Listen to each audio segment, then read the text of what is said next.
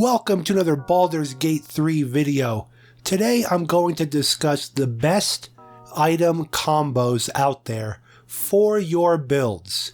This is going to be unique items that, when paired with other unique magical items, are downright severely broken. You can basically beat the game with some of these items, and not all are going to be crazy fantastic, but all are definitely cool to use together.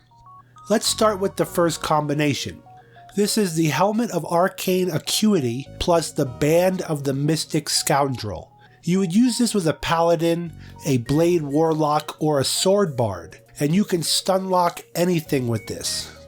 The way it works is whenever you make an attack with a weapon, you gain Arcane Acuity, which is bonus +1 to all your spell attack rolls and spell save DC for each remaining turn. Reduce the duration by 2 each time the entity takes damage.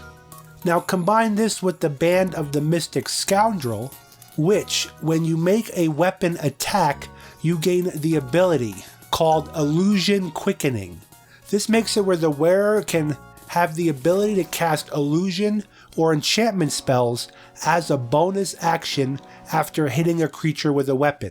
So you'll hit a creature, you'll get bonus to your spell rolls, then you'll be able to use an illusion or enchantment spell as your bonus action, which you could use to stun lock the enemy. This is a revolving door cycle. Basically, you attack, you get the bonuses, you use your illusion and enchantment spells, and you rinse and repeat. This has the ability to stun lock bosses even. Very powerful. The next combo is pretty insane, and you can use this with any build. It is the Broodmother Revenge combined with the Ring of Regeneration, and combined with the Derivation Cloak plus Poisoner Gloves. What this does essentially is the Broodmother's Revenge applies poison damage to your weapon after getting healed. The Ring of Regeneration heals you at the start of your turn, making your weapons poisoned. The Derivation Cloak heals you when you poison an enemy, which further regenerates the cycle of poisoning. And then the Poisoner's Gloves applies status poisoned after you do poison damage. And in detail, what that means is when you deal poison damage, the target needs to succeed a Constitution saving throw or they become poisoned. This ensures that they get poisoned. So this is again a revolving door cycle of you healing yourself at start, you poisoning the enemy with the weapon that gets applied poison damage after you get healed, and then when you poison an enemy, you get healed even further. This thing is nuts. Definitely want to try out these 4 items together. Item combo number 3 is nothing too fancy, but it's very fun and interesting to use. The Holy Lance Helm plus the Luminous Armor. The Holy Lance Helm will deal radiant damage to creatures that attack the wearer. It does Smite of the Graceless. Creatures who miss their attack roll against the wearer must take a DC 14 Dexterity saving throw or take 1d4 radiant damage.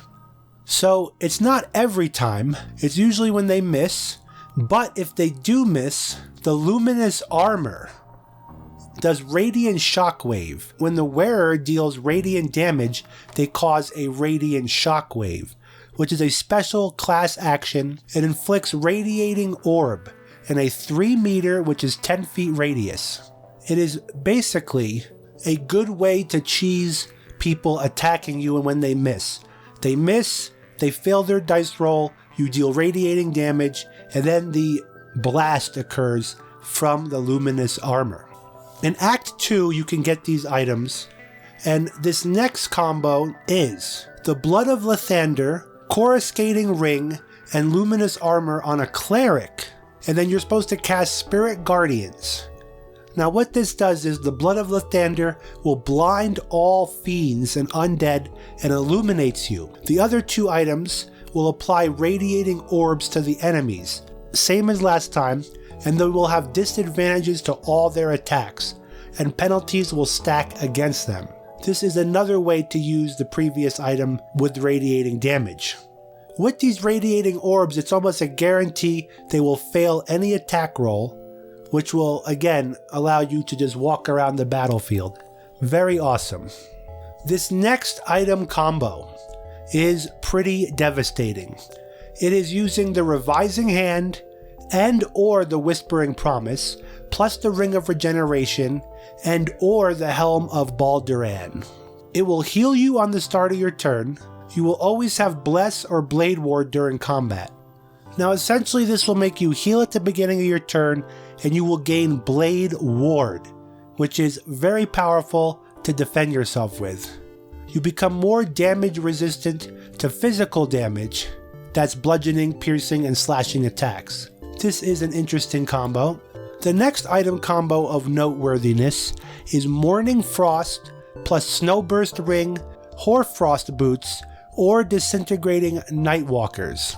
Essentially you will hit people, ice forms around them, and you are unaffected by it. This is good to keep melee enemies away from you. This next item combo is for sorcerers. This is very interesting for them. You need the Pyro Quickness Hat and the Helldusk Armor. What this does is the Pyro Quickness Hat is whenever you cast a fire spell, you will grant that person gets granted an extra bonus action. And if you burn yourself, you get an additional bonus action. And the Helldusk Armor makes it where when you succeed a saving throw, the caster receives burning for 3 turns, and you have resistance to fire and cannot be burned. You're basically igniting yourself on fire to gain bonus actions that you could use to shoot more and more fireballs. Another thing you can add to this build is if you carry around the Incandescent Staff. The Incandescent Staff makes it where you could do Firebolt and Fireball even more. It just adds the ability to do more fire damage. And finally, the Killer's Sweetheart plus Sungean Subjugation Amulet. Even though the item description says it makes your next attack critical, that's not necessarily true. Instead, it gives you a reaction that makes your attack a critical, so you could choose when it triggers. This is great for paladins or any critical builds that utilize critical attacks. But then you can paralyze your target, which makes all your attacks automatic criticals. And this is a revolving door that I've been saying quite a bit, because every time you do a critical, you make a trigger, you hit the first critical, it'll paralyze the target, which then all your attacks will be critical, continuing to paralyze the target. This will keep all your enemies from even attacking you. It even works on bosses. Very powerful. Now these are only a few of the items that I found researching the combinations. There are many more item and weapon combos in this game that are very powerful. Comment down below what your favorite item combos are. I'd love to hear them, especially if they're unique builds that revolve around these items. Hit that thumbs up to help this channel out and subscribe for more content.